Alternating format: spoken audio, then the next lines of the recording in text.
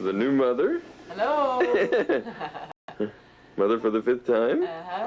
This home video of Andrea Yates was taken by her husband Rusty just after she gave birth to their 5th child, Mary, last November. It was just 7 months before she would kill her baby daughter and her 4 sons. Say cheese. 2-year-old Luke, 3-year-old Paul, 5-year-old John, and Noah, who was 7. Everybody say goodbye. Bye. Bye to the camera. Bye. It is hard to comprehend that this 37-year-old woman, a former nurse and high school valedictorian, who has been described by everyone who knew her as a devoted and loving mother, is the same person who is charged with capital murder. The person who has the hardest time comprehending all of this is her husband. She's a terrific mother, loved the children. They're always climbing up in her lap, and she'd read books to them, and just all kinds of stuff, and she loved them. And so I knew that there's no way, there's just no way that she would ever do anything like what happened. But she did. No, but it's because her mind was sick, I mean, that's it. Although there were indications that her mind was sick, Andrea Yates never gave any signs that she intended to harm her children. But after her arrest, she told authorities that on and off the past 2 years, she'd heard voices telling her that the devil was after the kids and that she needed to save them. She said they were, quote, hopelessly damaged. And on the morning of June 20th, Andrea Yates waited to act until after her husband left their home to go to his job at NASA's Johnson Space Center in Houston, where he's a civil engineer. Well, I got a phone call from my wife at 5 till 10, and she said,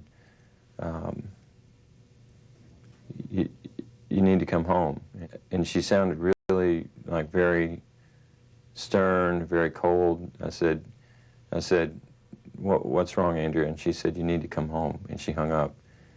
And I was really getting nervous because of her tone. And I called Andrea back at the house, and she picked up the phone. And I said, Andrea, what's wrong? I said, is anyone hurt? And she said, yes. And I said, who? And she said, the kids. And I said, which ones? She said, all of them. And I mean, I was just devastated. According to what she told police, Andrea Yates had filled the family bathtub and methodically drowned her 5 children. Then she dialed 911. By all appearances, the Yates were a normal, happy family until 2 years ago. Soon after the birth of their 4th son, Luke, Andrea began showing signs of depression. Twice in 1999, she tried to kill herself, first from an overdose of sleeping pills, and then, a month later, she took a knife into her bathroom. She had a knife held up to her neck, and it's like she's looking at her neck trying to figure out how to cut herself so that she could successfully kill herself. And I said, give me the knife. And she said, let me do this. And I said, no, give me the knife. And she wouldn't do it. She just stood there like this. So I grabbed her arm and pulled it down, and I pried the knife out of her hand. The next day, Andrea Yates was admitted to a psychiatric hospital. She was there almost 3 weeks and diagnosed with postpartum depression with psychosis. About 75% of new mothers experience some form of postpartum depression. It's commonly known as the baby blues and usually fades away in a few weeks.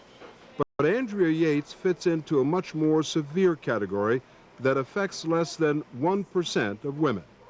They may either kill themselves or their children. Andrea Yates seemed to fit that profile perfectly. There's no evidence that she abused her children, but during her hospitalization, she described being stressed trying to raise so many young kids, saying it was a big responsibility. I don't want to fail. According to hospital reports, she said she had recurrent obsessive thoughts and that most of them are over our children and how they'll turn out. She was treated with 2 antidepressants and an injection of the antipsychotic drug Haldol. Her husband, Rusty, says the response was remarkable. Within a day, Andrea went from being completely catatonic to sitting on the couch with me in the visiting area, and we carried on just, I referred to it as the best conversation we've ever had. The thing I learned from it is that she needed the right medicine. When I saw her respond to the medicine at that time, I'm like, wow, there's hope, you know, there's hope that Andrea will return. After returning home, Andrea Yates was soon back to the job of being a full-time mom, which she appeared to enjoy. Bringing up the rear is Luke. Hello. All right. She shot this home video of her children playing around the house. This is our night ceremony here. Andrea Yates homeschooled her oldest children, even designing their sets and costumes for a lesson on medieval history. Okay, Sir John Yates. And he will go to his castle.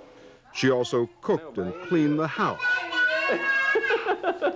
Her doctor suggested she get some help taking care of the children and that she devote some time for herself. But Rusty says she chose not to.